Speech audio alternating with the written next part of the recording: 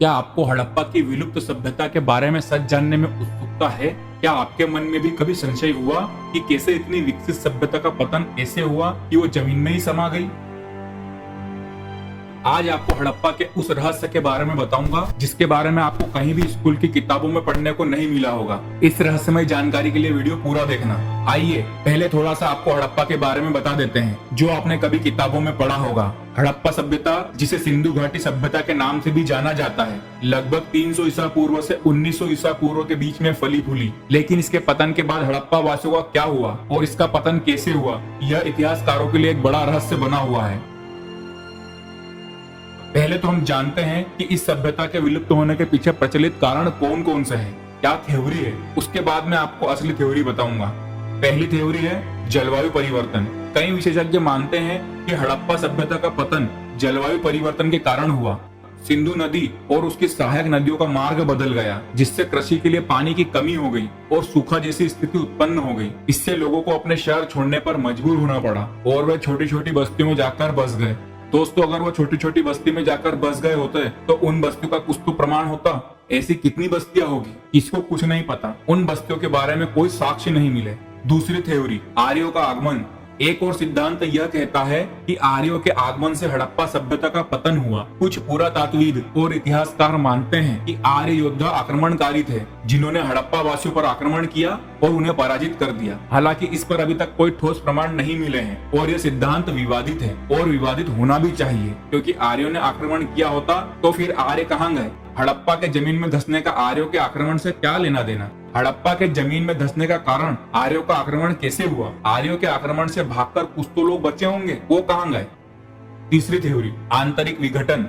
कुछ इतिहासकारों का मानना है कि हड़प्पा वासियों ने आंतरिक रूप से ही विघटन का सामना किया। बड़े शहरों का अत्यधिक विस्तार, सामाजिक असमानता और व्यापार में गिरावट जैसे कारणों से सभ्यता कमजोर हो गई। जब बाढ़, सूखा या अन्य प्राकृतिक आपदाएं आई तो समाज संभल नहीं पाया और धीरे धीरे ये सभ्यता समाप्त हो गई। ये थ्योरी भी फेल है क्योंकि इसका भी हड़प्पा के धरती में समाने से कोई संबंध नहीं है। चौथी थ्योरी, अन्य क्षेत्रों में बसना। हड़प्पा वासियों के पतन के बाद यह माना जाता है कि वे अन्य क्षेत्रों में जाकर बस गए। भारत के विभिन्न हिस्सों में सिंधु घाटी सभ्यता से मिलते जुलते साक्ष्य मिलते हैं जो ये संकेत देते हैं कि हड़प्पा वासी उत्तर और मध्य भारत के इलाकों में जाकर बस गए होंगे और नई सभ्यताओं का हिस्सा बने होंगे। मिलते जुलते साक्ष्य नहीं, ठीक हड़प्पा जैसे ही साक्ष्य मिल रहे थे अगर वो स्वयं हड़प्पा वासी थे तो। ये थ्योरी भी गलत है। संस्कृति का हस्तांतरण। हड़प्पा सभ्यता के लोग पूरी तरह से गायब नहीं हुए। उनकी संस्कृति और तकनीकी ज्ञान का धीरे धीरे आने वाली सभ्यताओं में समाहित हो गया। कुछ पुरातात्विक साक्ष्यों से यह भी पता चलता है कि उनके लेखन, शिल्पकला और शहरों की योजना जैसी बातें बाद में सभ्यताओं पर भी प्रभाव डालती रही। क्या ये हो सकता है कि आगे जाकर महाभारत के रूप में हड़प्पा के लोगों की संस्कृति आगे बढ़ी हो? अगर ये होता तो महाभारत काल में उनके कुछ अवशेष मिलते। ये थ्योरी भी समझ से बाहर है। ये छोड़ो, अब मुख्य विषय पर आते हैं। हमारा मुख्य विषय है हड़प्पा जमीन में कैसे समाई। अब ये तो होगा तर्क और अनुमान, पर क्या आपको लगता है कि इतनी उन्नत सभ्यता का पतन कुछ ऐसे हुआ होगा कि वो मिट्टी के अंदर ही समा गई? सिंधु और उसकी सहायक नदियों ने ऐसे कैसे मार्ग बदल लिया, और इतना क्या मार्ग बदल लिया कि लोग उस मार्ग तक पहुंच ना पाए? मार्ग बदलते तो पूरा शहर जमीन में कैसे धंसा? आर्यों ने अगर आक्रमण किया होता तो भी जमीन में समाने का कोई विषय ही नहीं था। दोस्तों, कुछ भी घटना हुई हो, पर उस घटना पर जोर देना बहुत जरूरी है जिससे कि ये पता लगे कि ये सभ्यता जमीन में कैसे समा गई। ये कोई साधारण घटना नहीं बल्कि एक श्राप की वजह से हुआ। अब आपको इस पर भरोसा नहीं होगा, पर रुको और आगे सुनो।